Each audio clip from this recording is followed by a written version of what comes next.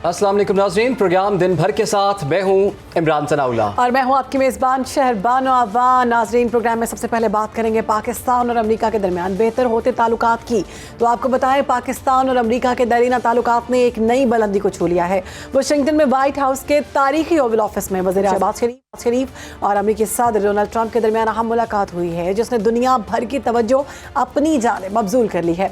अमेरिकी सदर Donald Trump ने वज़ीर आज़म शहबाज शरीफ और army chief field marshal Asim Munir का पुरजोश खैर मकदम किया। खुशगवार माहौल में होने वाली इस बैठक का दौरानिया 1 घंटा 20 मिनट रहा, जिसमें अमेरिकी नायब सदर जे.डी. वैंस और वज़ीर ख़ारजा मार्को रूबियो भी शरीक हुए। एलामिया के मुताबिक मुलाकात में इलाकाई सलामती, दहशतगर्दी के खिलाफ मुश्तरका हिकमत अमली और मुस्तकबिल के ताउन पर तफसील से गुफ्तगू हुई।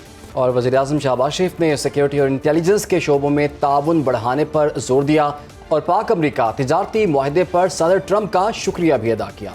इस मौके पर अमरीकी कंपनियों को ज़राअत, इसके अलावा IT, मादनियात और तवानाई के शोबों में सरमायाकारी की दावत भी दी। वज़ीर आज़म पाकिस्तान शहबाज शरीफ ने अमरीकी सदर ट्रंप को पाकिस्तान के दौरे की दावत देते हुए ये कहा कि उनकी बहादुराना और फैसला कुन क़यादत के बाइस ना सिर्फ पाकिस्तान और अमरीका के ताल्लुकात मज़ीद मजबूत होंगे, बल्कि दुनिया भर में अमन कायम करने की नई राहें भी खुलेंगी।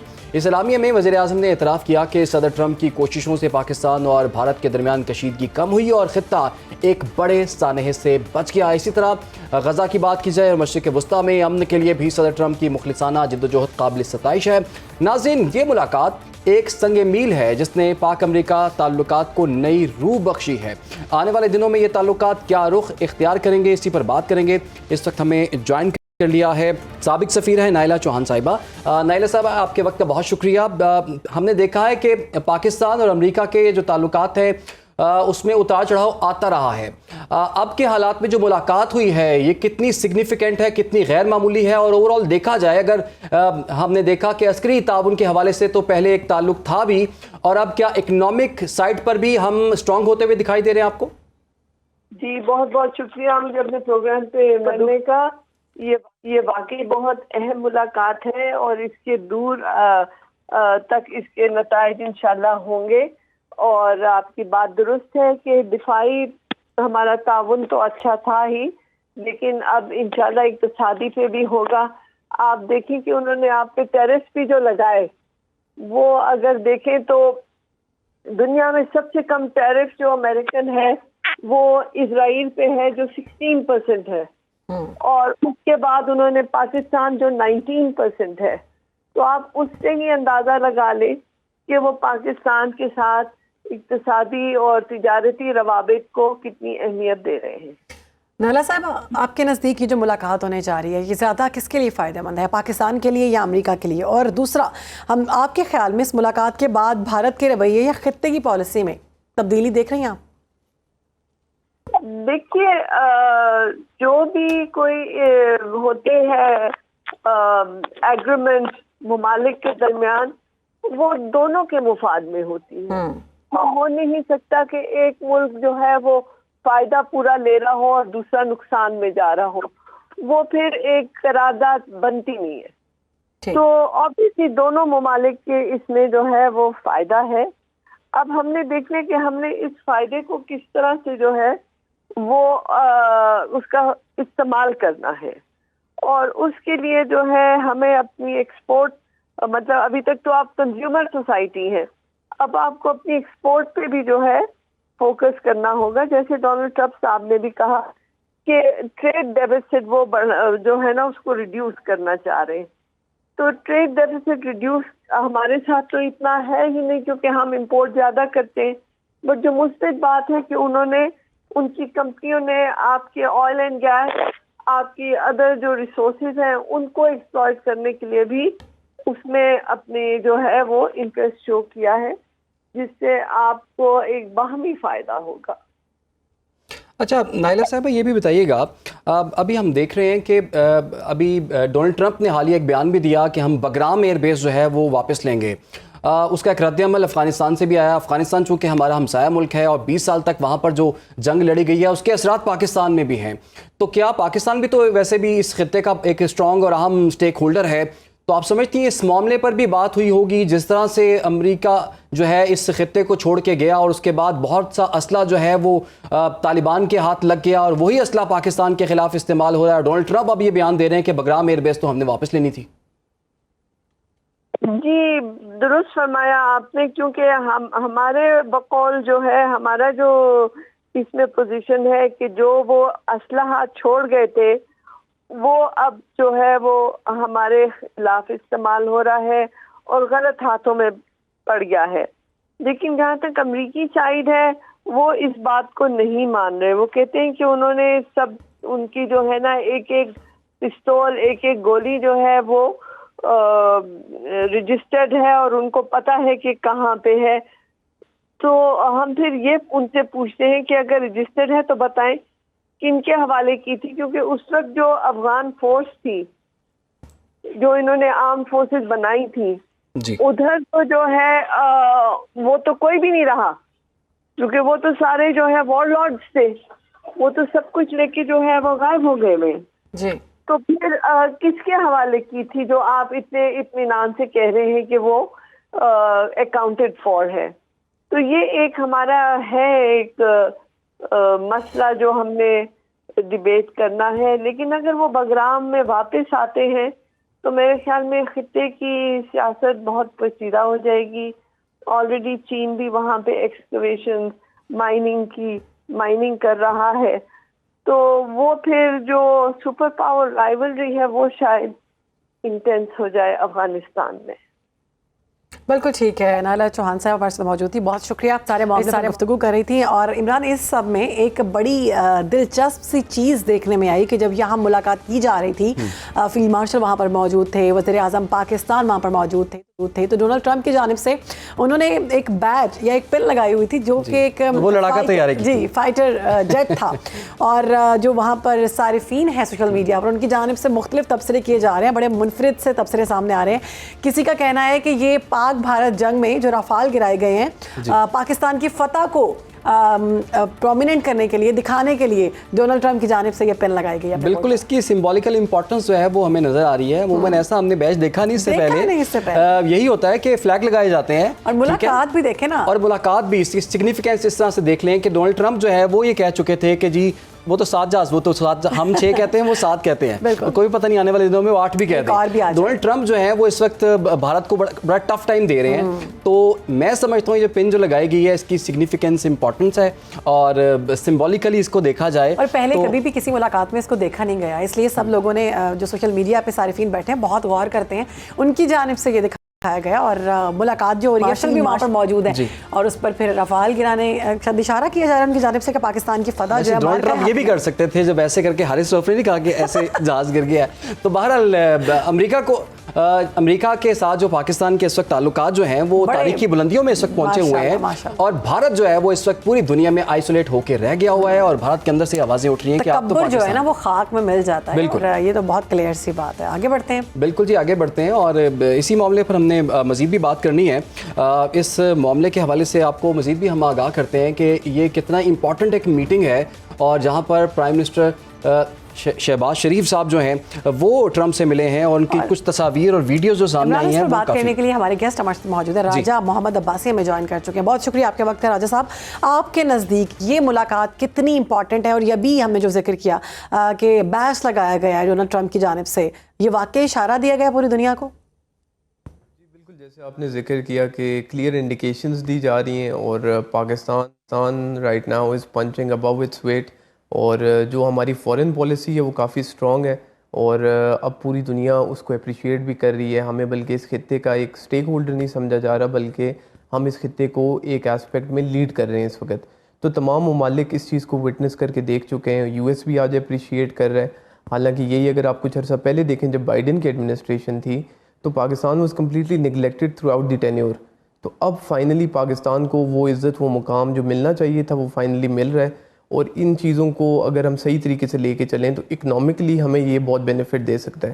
ہمارا ان کے ساتھ جو ٹریڈ $7.5 بلین کا ہے اس کو ہم ایکسٹینڈ کر کے کافی آگے لے کے جا سکتے ہیں. ان نے خالی 19% کا ٹیرف ریٹ لگایا ہے پاکستان پہ جو کمپیریٹیولی باقی ممالک سے آپ دیکھیں تو ان کو ساؤتھ ایشیا میں ہمارے میں سب سے زیادہ کم ہمیں لگایا گیا. اس سے پہلے اسرائیل پہ لگایا گیا اور اس کے بعد 19% کا ہمارے اوپر لگایا گیا. تمام ممالک انڈیا کو آپ دیکھ لیں 50% تک لے کے گئے, مگر پاکستان کے ساتھ ایک بہت کوآپریٹیو سچویشن بنائی جا رہی ہے کیونکہ پاکستان اس وقت اس خطے میں ایک بہت میجر رول ادا کرے گا. بالکل. اچھا عباسی صاحب یہ بھی بتائیے گا, بہت سے تجزیہ کاروں کا یہ خیال ہے, اگر ہسٹری بھی دیکھی جائے پاک امریکہ تعلقات کی, تو وہ کہتے ہیں کہ جی پاکستان اور امریکہ کے تعلقات جو ہیں وہ ہمیشہ ٹرانزیکشنل نوعیت کے رہے ہیں. اس مرتبہ کی جو ملاقات ہے اور اس مرتبہ کی جو ڈیولپمنٹس ہیں اس کو دیکھتے ہوئے آپ بھی اس کو ٹرانزیکشنل سمجھیں گے یا پھر یہ اس سے کچھ بڑھ کے ہے اس دفعہ؟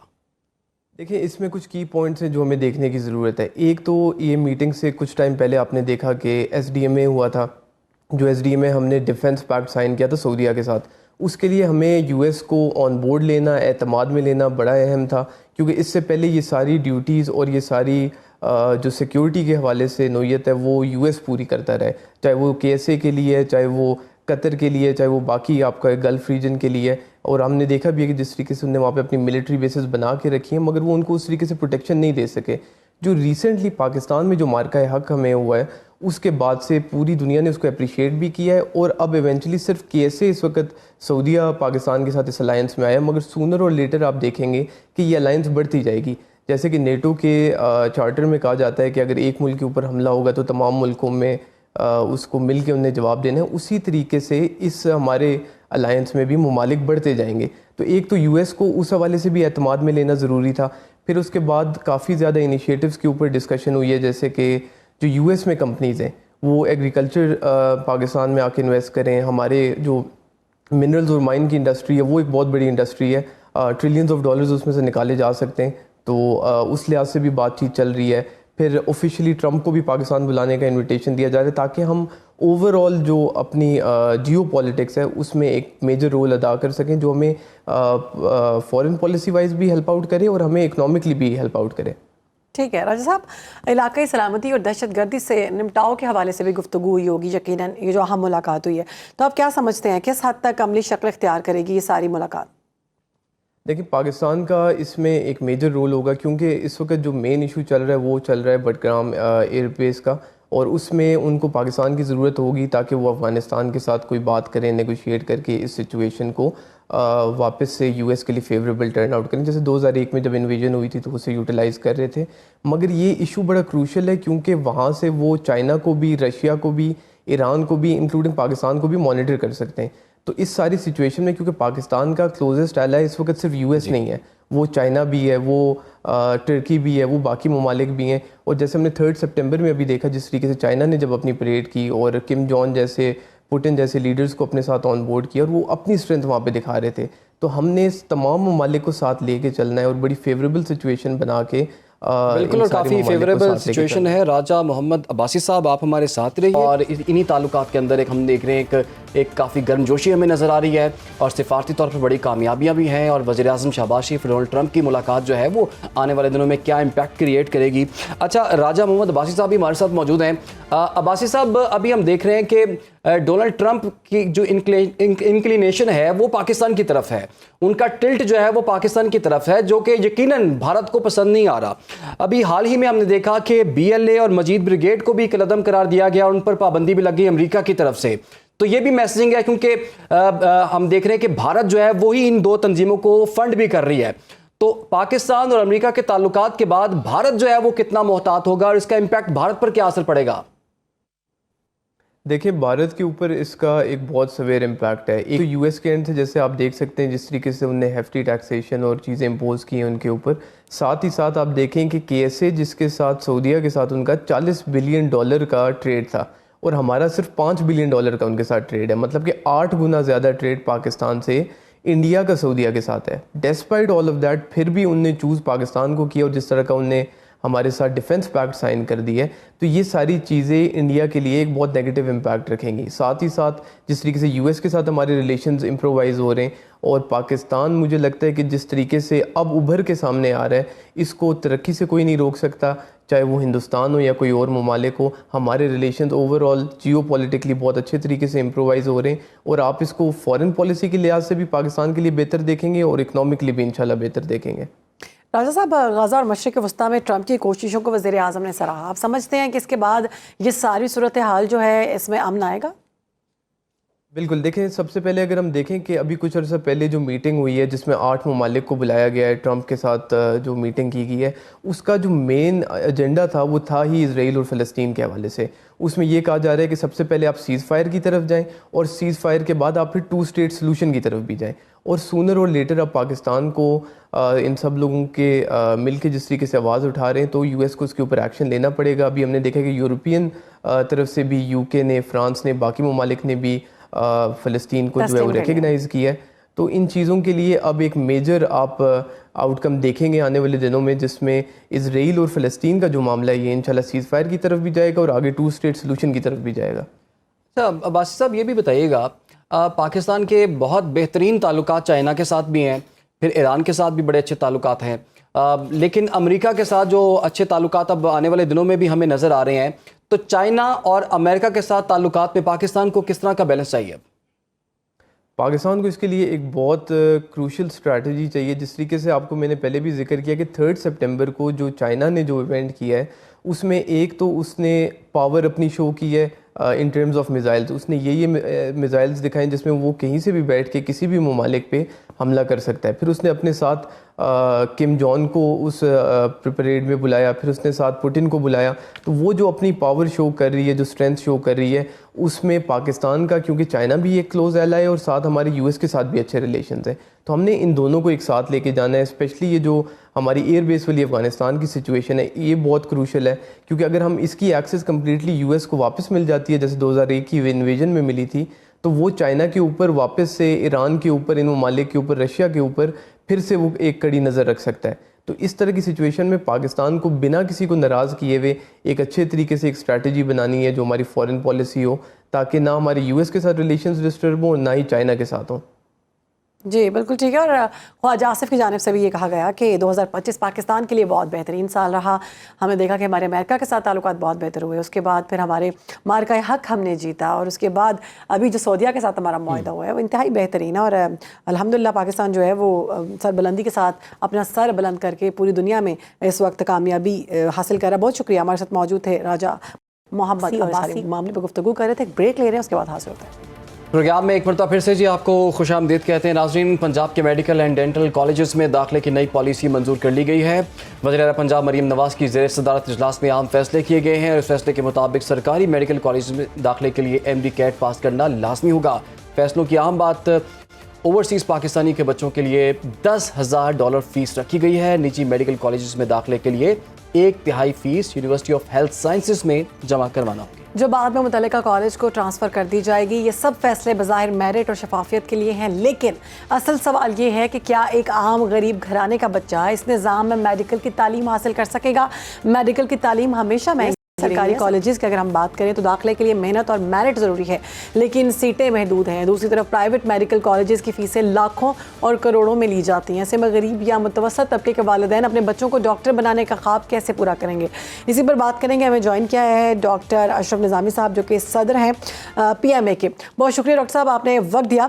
اوورسیز پاکستانیوں کے بچوں کے لیے جو فیس رکھی گئی ہے MCAT کی $10,000، آپ نہیں سمجھتے فیس بہت زیادہ ہے، امتیازی سلوک ہو رہا ہے؟ آپ کا بہت بہت شکریہ جی. ایک تو میں عرض کر دوں کہ میں سابقہ صدر ہوں، آج کل نہیں ہوں. I was the president for the PMA centre. دیکھیں، ایک تو یہ جو آپ نے کہا ہے کہ غریب والدین کا کہ پرائیویٹ انسٹیٹیوشنز کے اندر، تو غریب آدمی کو تو اس ملک کے اندر یہ سوچنا بھی نہیں چاہیے.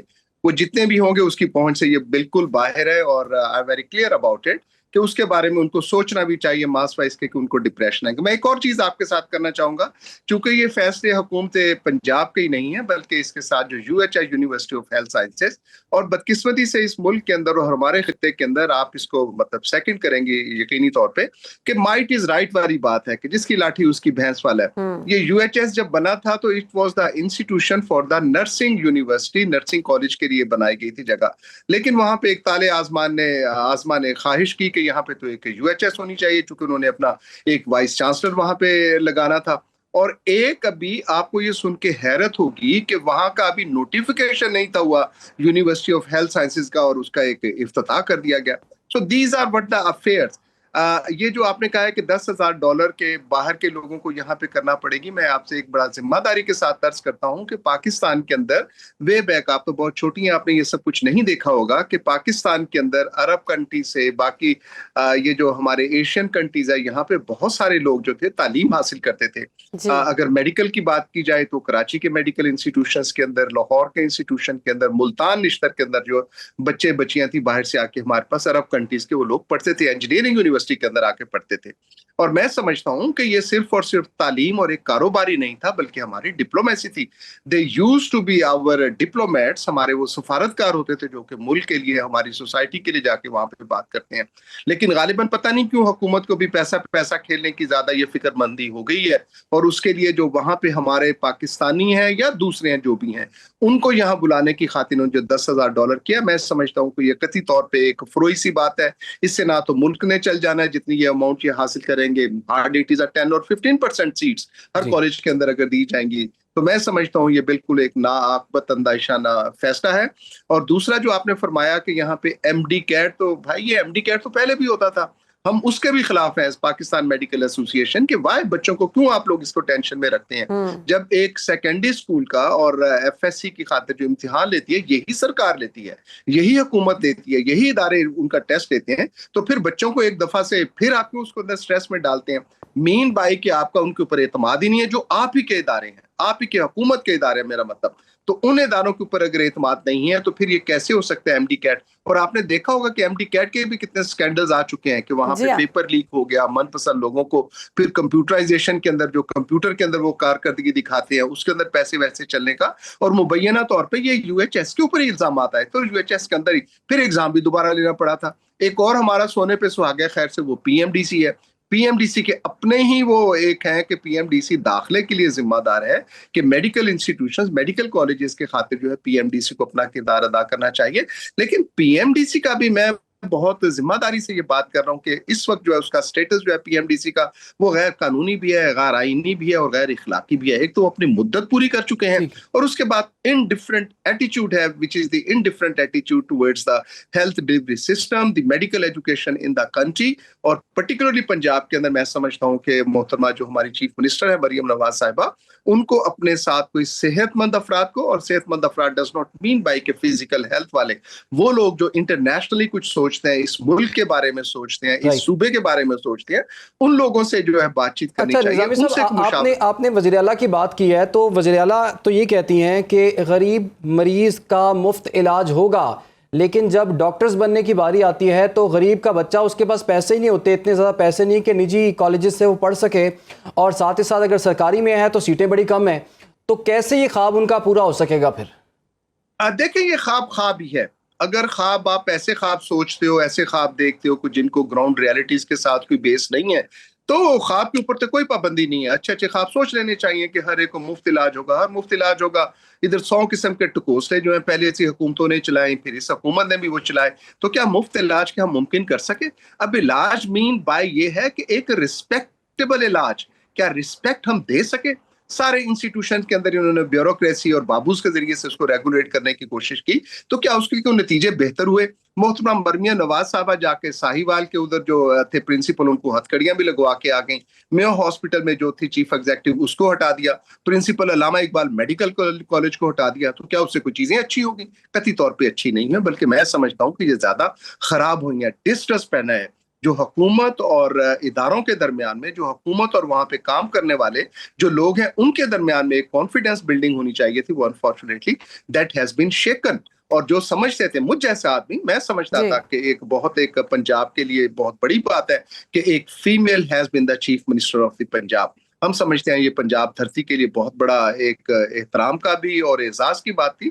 لیکن جیسا ہمیں ایکسپیکٹیشنز تھی اور جیسا میں کم از کم یہ سوچا تھا، میں سمجھتا ہوں کہ ویسا ایسا نہیں ہو رہا. ان کو جو بیوروکریسی چلا رہی ہے، یا وہ چند ایک افراد جو کچن کیبنٹ ان کی چلا رہی ہے، اور اس کے ساتھ ساتھ جن لوگوں سے وہ مشاورت کرتے ہیں to be called as the medical professional اور health professional, they are employee of the health professional, health establishment کے، ہیلتھ ڈپارٹمنٹ کے وہ ملازمین ہیں. تو ملازم نے اس کو یہ جو نئی پالیسی بنائی گئی ہے، ہم پہلے ہی دیکھتے ہیں کہ ہمارے ملک میں ڈاکٹرز جو ہیں وہ ان کی کمی ہے، اسپتالوں میں اس طرح سے ڈاکٹر نہیں ہیں. جو ڈاکٹر بنتا ہے اس کی خواہش ہوتی ہے کہ ملک سے باہر چلے جائیں، وہاں جا کے سیٹل ہو جائیں.